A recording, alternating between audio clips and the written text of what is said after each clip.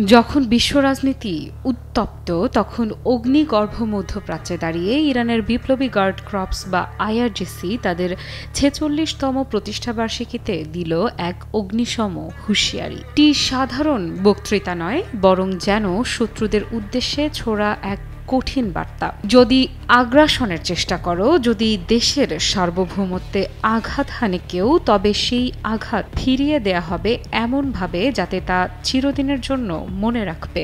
এই কথাগুলো উচ্চারণ করেন আইআরজিসির মুখপাত্র ব্রিগেডিয়ার জেনারেল আলী মোহাম্মদ নাইনি। নাইনির কণ্ঠে ছিল দৃঢ়তা, চোখে ছিল আত্মবিশ্বাস। তিনি শুধু হুঁশিয়ারি দেননি, তুলে ধরেছেন এক ইতিহাস। সেই ইতিহাস শুরু ১৯৭৯ সালে, যখন ইমাম খোমেনির ভাবনায় গড়ে ওঠে এই বিশেষ বাহিনী।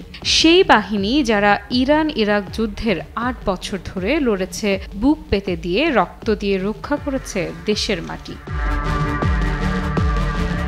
নাইনি বলেন, ইমাম খোমেনি বলতেন, দেশের নিরাপত্তা আইআরজিসির কারণে। এই বাহিনী শুধু যুদ্ধ করেনি, করেছে দেশের পুনর্গঠন, করেছে বাঁধ নির্মাণ, তেল শোধনাগার তৈরি, সবকিছু করেছে কম খরচে, দ্রুত সময়ে। আর এখানেই থামেননি জেনারেল নাইনি। তিনি বলেন, আমরা শুধু অস্ত্র হাতে যুদ্ধ করি না, আমরা লড়ি আদর্শের জন্য। আমরা শুদ্ধ চেতনা আর নির্যাতিত জাতির পাশে দাঁড়ানোর বার্তা পৌঁছে দিই পৃথিবীর প্রতিটি কোণে। কিন্তু প্রশ্ন হচ্ছে, এই বার্তা কাদের জন্য? কারা সেই শত্রু যাদের উদ্দেশ্যে এমন কঠোর হুঁশিয়ারি?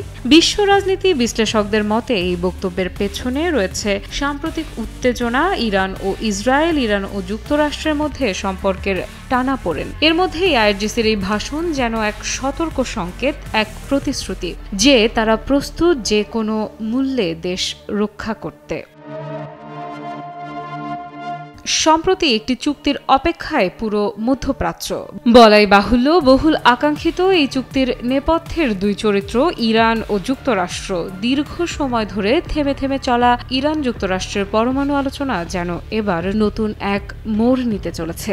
সম্প্রতি ইরানি সরকারের মুখপাত্র ফাতেমেহ মোহাজেরানি এক প্রেস কনফারেন্সে এমনই ইঙ্গিত দিয়েছেন। তিনি স্পষ্টভাবে বলেন, আমরা তাড়াহুড়ো করছি না, কোনো ধরনের সংঘাতেও জড়িত নই। আমরা বিশ্বাস করি একটি দৃঢ় ও ইতিবাচক চুক্তি শীঘ্রই সম্ভব, যা ইরানের জাতীয় স্বার্থকে সর্বোচ্চ গুরুত্ব দেবে। এ বক্তব্য শুধু একটি সাধারণ কূটনৈতিক বার্তা নয়, এর ভেতরে লুকিয়ে আছে এক গভীর বার্তা। ইরান এই মুহূর্তে সময় নিচ্ছে ঠিকই, কিন্তু তারা সমঝোতার পথ খোলা রেখেছে। যুক্তরাষ্ট্রের সাথে পরোক্ষভাবে ওমান ও রোমে অনুষ্ঠিত আলোচনাগুলোকে তারা ইতিবাচক ও গঠনমূলক বলেই আখ্যায়িত করেছে। এই আলোচনা যদি সফল হয়, তবে সেটি শুধু ইরান বা যুক্তরাষ্ট্র নয়, বরং পুরো মধ্যপ্রাচ্য এবং বৈশ্বিক রাজনীতিতেও বড় প্রভাব ফেলতে পারে। কিন্তু প্রশ্ন হলো, এতদিন যে আলোচনা থমকে ছিল, হঠাৎ করে তা এগোতে শুরু করলো কেন?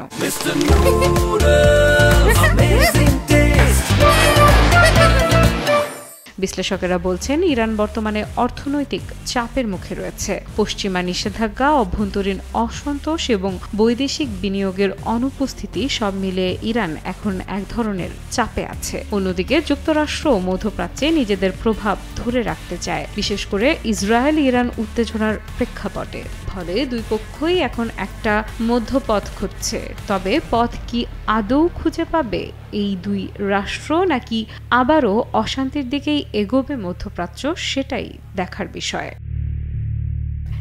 আফরিদা ইফরাত, নিউজ 24।